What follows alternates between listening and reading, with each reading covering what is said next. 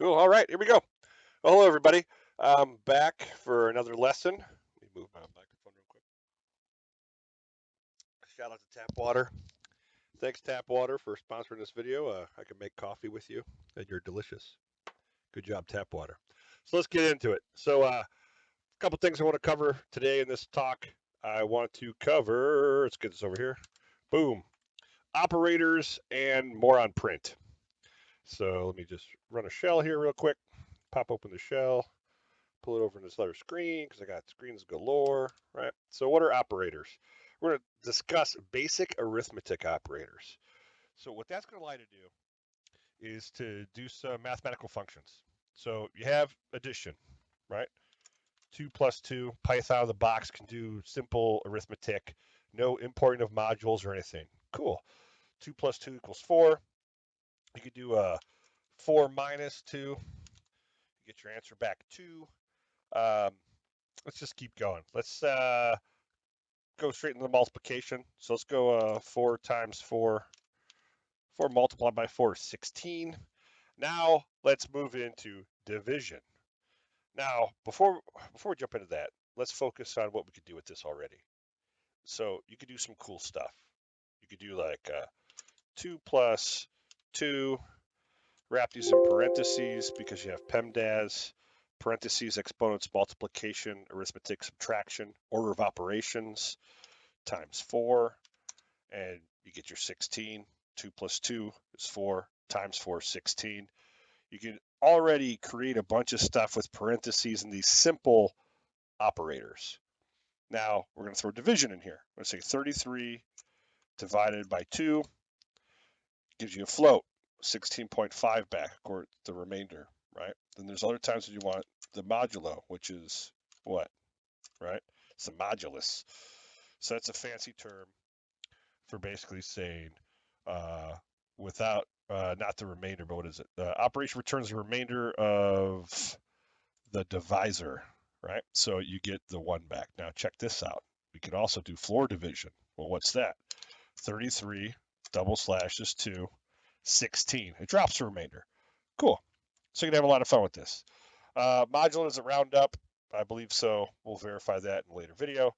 But simple arithmetic operators, right? You could also do things like little t plus big T, and now it concatenates strings. Super helpful, right? There's also a join method. We'll talk about that later with fun with strings. But this is important to understand because when you go to a little t plus 4, you get a trace back that says can only concatenate string, not integer, to string. So it tells you use like types, object types. The more we meet and the more we talk and the more you watch these videos, the more I'll discuss about OOP, object-oriented programming concepts. Python is just that, object-oriented. You need like objects to perform like functions on. It's that easy. So cool, we got that out of our system. We got know how to mess with strings. You can also do cool things like this. Like you could throw just an O. We'll just throw a little O, and you can multiply it by 60 and hit enter. So now you get this string of O's. Kind of cool, kind of fun. So the options with operators are pretty endless. And now that, since you know how to put them in variables, you can do things like var1 equals, and then 4 plus 4. And now when you call in var1, you got 8. All kinds of cool stuff. You can also do math on your var1 plus 50. You get 58. So it expands what we learned out of lesson 1, just was getting input, storing in variables. Now I can do basic math procedures and concatenation of strings. Awesome. Well, what happens after you do all that? Well, you have to output it to something. Well, what are you going to output it? Well, usually you use print and you output it to the default output of print, which is, remember, if you do help on print, you get back that print takes a value. It has something called separator, and the default ending pattern is a new line. Backslash n is a new line. And your default output is a standard output, which in this case is the shell of the screen. So let's talk about that. So let's say print, I'll use this screen over here for fun. We'll say print, open close parens, open close quote. This is a test. Okay, this is a test.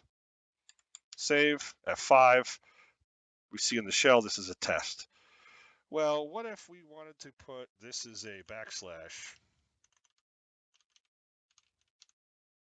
right?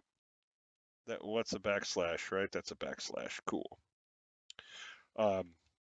So this is the backslash, and then we hit the backslash, and then we hit end, save, F5 to run it. We get an error saying unterminated string literal detected. And it gives you this little red dot, and it looks right. It's all green, except it's still green. My closing parentheses is green. That's because the backslash is called an escape character. What that does is it removes the special syntax or special use of another operator. So in this case, or some type of special string. So here we have our quote, and we're saying backslash quote, so it removes the closing operation of my double quote. Well, you could backslash a backslash. Now watch what happens when I put a backslash in front of the backslash. A lot happened. It closed my paren, turned it black, right? Thank goodness for a little bit of intelligence. And now we have our quote, and this is a backslash, but there's two. Well, it only prints the one because it escapes the special meaning of a backslash, which allows us to print a single backslash. Well, what if you're writing directions and said, like, this is a quote, this is a double quote, right? Double quote, and you did this. Well, now look, now we have backslash, backslash quote, this is green, it's all messed up, right? Well, you escape that, and now look, you have a pair that's closed. You escape that meaning, making that quote just a string, and now you could print, this is a double quote. Super handy, all kinds of fun stuff. Now, there's also cool things with print you could do.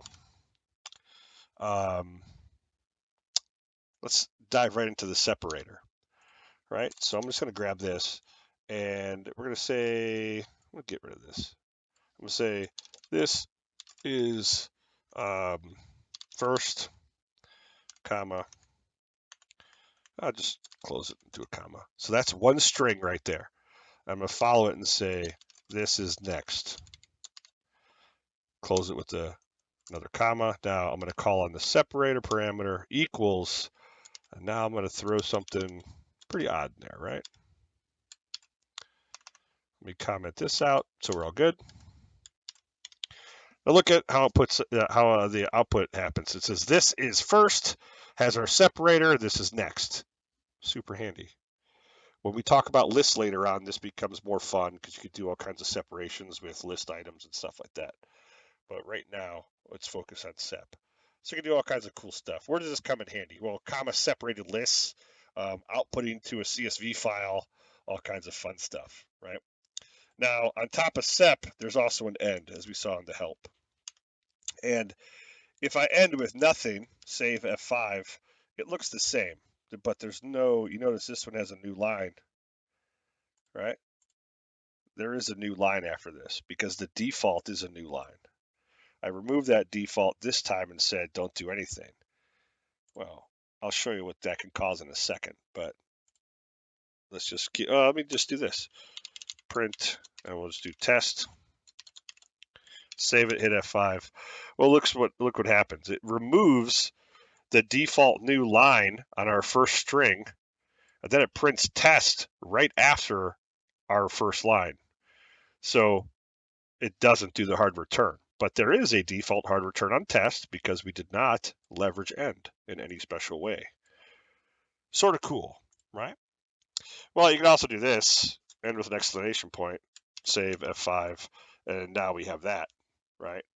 So that looks kind of weird, but what if I want to print a line between this? Well, print, there's hundreds of different ways to do this. You're going to see this. Backslash n, of course, is synonymous for new line. And you could do things like backslash T is a tab. So you could do like, this is a test, then backslash T, and then test. We'll see how this goes, right? Hit F5.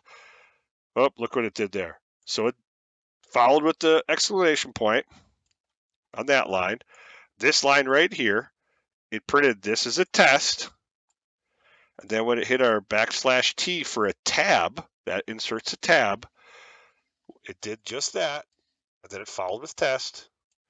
Default, of course, end is new space or new line. Then we get test. Super cool. So, along with print, you get these fun things called sep and end. They're there to help you dial in how you want to control your output for the users. Right? Super handy. Now, there's a couple other things I want to talk about print. One thing with print are variables. We'll just do var1 equals, we'll just throw a string in there, test.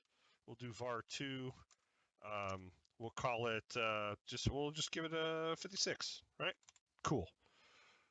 Well, so let's print some variables. If I do print, open, close, var1, comma, var2, save, hit F5, I get my variable 1, test, and my variable 2, 56. I'm referencing my variables directly, or calling on them directly. That's handy, right? Okay, well, you can also do some stuff like this. This is an integer. We'll follow that string with, we'll just do inline, we'll go this way, %d, right? And this is a string, str, and we'll follow this with %s. Now, you'll see this a lot all over the internet. I'm going to show you a couple of different ways to do this. This is called basic types of string formatting. You call on your %, and I'll go through this in a second here. So what's going to happen here is this should print, this is an integer, %digit. This will go %, call on var1, it may be an error, so we're going to flip these around. I'm going to call on 2 and then 1, since 1 is a string. So %d will be replaced with var2, %s will be replaced with var1. That easy. Let's take a look. Boom, boom. This is an integer, this is a string test. Cool. A little different from how we called on directly, but sort of handy. If you have a lot of variables to keep in place, this could get ugly. This could turn into a long list right here. Hard to keep tabs of. Well, in walks Python 3.6 and later with f string, format string. So f print parens followed by a lowercase f. And now it does something really cool. We can get rid of these. Curly braces, var2, curly braces. Look how easy this is to read too. Curly braces, var1, curly braces. Save it, F5. This is an integer, 56. This is a string, test. Super clean compared to calling on the %signs. Now, I wanted to show you that because a lot of the documentation online covers that. I know it's in plenty of books. It's okay. Learn it. It's you can just deal with it, transfer to an F string if you want, or leave it as the old formatting. It works. Doesn't matter. I'm running Python 3.10 right here. 3.11 came out, I think, today or yesterday, so I'm pretty excited about it.